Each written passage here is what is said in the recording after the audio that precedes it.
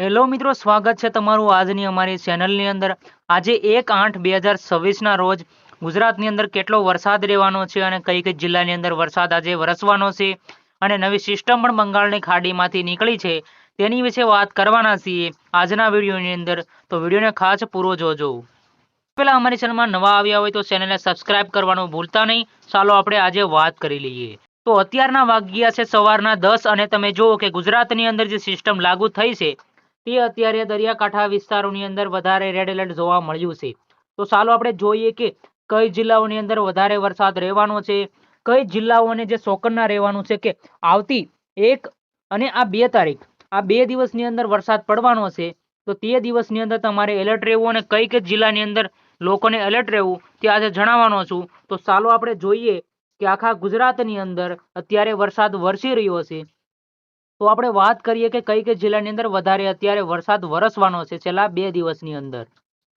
તો આપણે સૌપ્રથમ દરિયાકાંઠા વિસ્તારની વાત કરીએ તો સૌપ્રથમ તમે જોઈ શકો છો કે દરિયાકાંઠાના વિસ્તારોની અંદર સુરત તમે જોઈ શકો છો કે સૌથી બહાર દેખાઈ રહ્યું છે અને ત્યાં રેડ એલર્ટ કાલે પણ હતું, 31 તારીખના રોજ પણ રેડ એલર્ટ હતું અને આજે પણ આખો દિવસ રેડ એલર્ટ રહેવાનું છે અને કાલે 2 તારીખ છે તો 2 તારીખે પણ સુરતની અંદર રેડ એલર્ટ રહેવાનું છે અને શૈક્ષણિક કાર્ય પણ કાલે પણ બંધ રહેવાનું છે।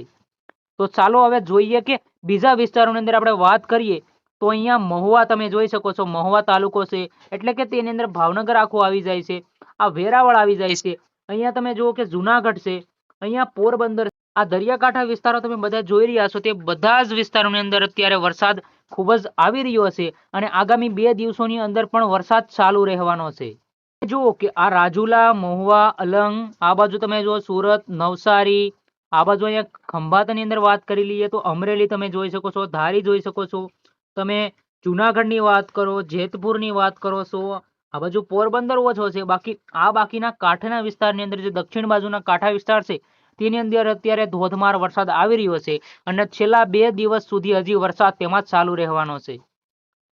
તો હવે આપણે જોઈએ કે ત્યાં કેટલો વરસાદ પડવાનો છે, એટલા દિવસોની અંદર વરસાદ કેટલો પડશે। તો તમે જુઓ કે મહુવા બાજુના તમે નીચેના કાંઠે વિસ્તાર જુઓ કે ત્યાં રેડ એલર્ટ બતાવી રહ્યું છે, ત્યાં 10-10 ઇંચ વરસાદ પડવાની સંભાવના છે અને આ બાજુ સુરત તો તમે જુઓ અત્યારે 10-10 ઇંચ તો વરસાદ પડી ચૂક્યો છે અને હજી 2 દિવસની અંદર વરસાદ પડશે એટલે અહીંયા વધારે પૂર આવવાની સંભાવના છે। તમે જોઈ શકો છો કે આ બાજુના વધારે રેડ એલર્ટ જોવા મળ્યું છે અત્યારે। આ બાજુ તમે જુઓ કે આખી સિસ્ટમ છે જે ગુજરાતની અંદર પ્રવેશ પામી ચૂકી છે અને તમે જુઓ આખા ગુજરાતની અંદર અત્યારે વરસાદ આવી રહ્યો છે। અત્યારે અમદાવાદની અંદર થોડોક ઓછો થયો છે, બાકી રાજકોટની અંદર, ભાવનગરની અંદર, સુરતની અંદર, ધારીની અંદર, અમરેલીની અંદર ત્યાં બધા જ અત્યારે વરસાદ ધોધમાર ચાલી રહ્યો છે અને આવનારી 1 તારીખ આજના દિવસે અને કાલે પણ વરસાદ રહેવાનો છે। તો આ 2 દિવસ માટે ધોધમાર વરસાદ રહેવાનો છે અને બંધ પણ નથી થવાનો। બાકી આ સિસ્ટમ હજી 3 દિવસ માટે રહેવાની છે, 1 તારીખ, 2 તારીખ અને 3 તારીખ આ સિસ્ટમ 3 દિવસ વરસાદ લગાતાર ચાલુ રહેવાનો છે અને ત્યાં ચોથા દિવસે તમને વરાપ જોવા મળશે, ત્યાં સુધી વરાપ જોવા મળવાની નથી અને આ 3 દિવસની અંદર સિસ્ટમ ગાયબ થઈ જશે, ત્યાં સુધી વરસાદ ચાલુ રહેવાનો છે અને રેડ એલર્ટ જાહેર છે તે રેડ એલર્ટ રહેવાનું જ છે અને આ બધા જ વિસ્તારોની અંદર અત્યારે ખૂબ જ વરસાદ ચાલી રહ્યો છે। આખા ગુજરાતની અંદર અત્યારે ખૂબ જ વરસાદ આવી રહ્યો છે। તો આજના વિડીયોની અંદર આટલું જ।